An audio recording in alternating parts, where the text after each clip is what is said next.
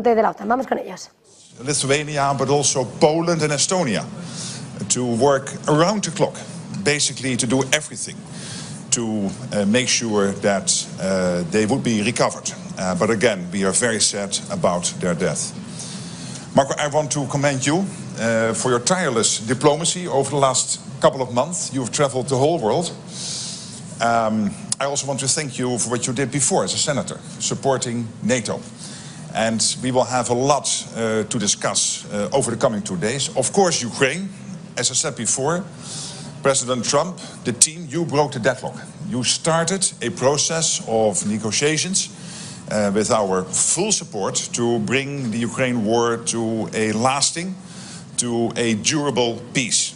And in the meantime, the Europeans are stepping up, providing a lot of military support into Ukraine, and we have seen the latest numbers coming in that overall NATO allies have provided in the first 3 months over $20 billion in support to Ukraine to make sure they can stay in the fight as long as it continues. We will also discuss the other threats over the next 2 days. Of course, Russia, which is our long-term threat, but also the increasing problems we have with China, of course, North Korea, Iran, and all of these four getting more and more connected, and these two theaters getting more and more connected and working intertwined. We know that the United States is a staunch ally in NATO. I had a very good meeting with the President, with President Trump, but that commitment comes with an expectation. And the expectation is that the European allies and Canada need to spend more. Since Trump 45, the aggregate extra spending from Canada and Europe has been $700 billion up to now. But when you look at the hundreds of billions of euros/dollars now rolling in the last couple of months, this is probably the biggest surge in defense spending we have seen in Canada and Europe since the Cold War, since the Berlin Wall came down. So that is good news, but still we need to do more. And then, of course, we will meet with the partners from Japan, South Korea, Australia and New Zealand, also to discuss another important issue, which is defense industrial production and how we can do more with them to work together. So lots of ground to cover, but again, a warm welcome, please. Thank you, and I'm glad you had a good meeting. I know I was out of the country while you were there, but I know you had a good meeting with the President. Thank you for your condolences at the 4 Americans who tragically lost their lives in an important training exercise.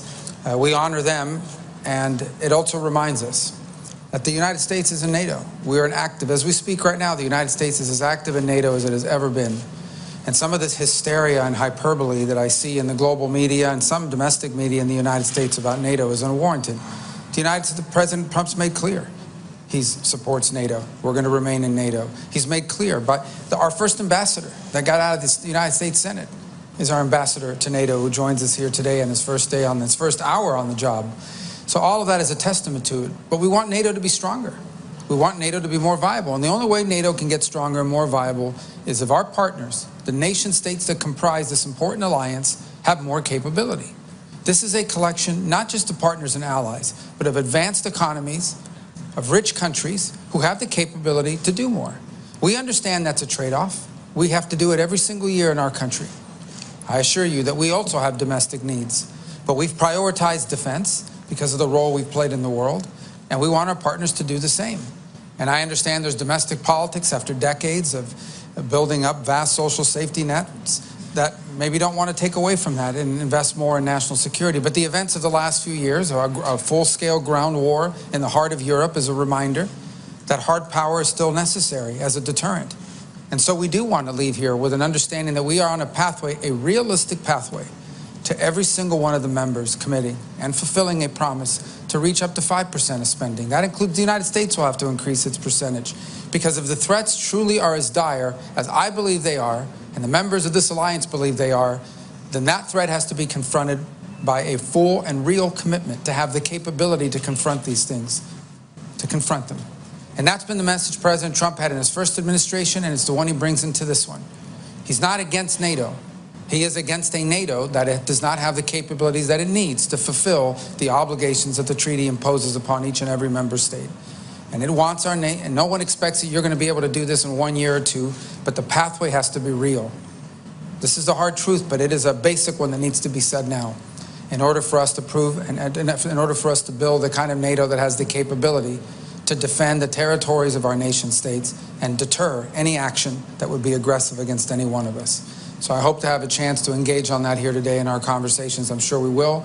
Of course, we're also happy to be joined by our Indo-Pacific partners who have become great partners to the alliance as we also see increased threats to both freedom of navigation and territorial integrity in the Indo-Pacific. So we look forward to engaging them as well in this context. And thank you for the chance to be here in my first visit. I hope it will be very productive. It will. Thank you. Absolutely. Thank you so much. Very much. Pues ahí estaba precisamente esa comparecencia.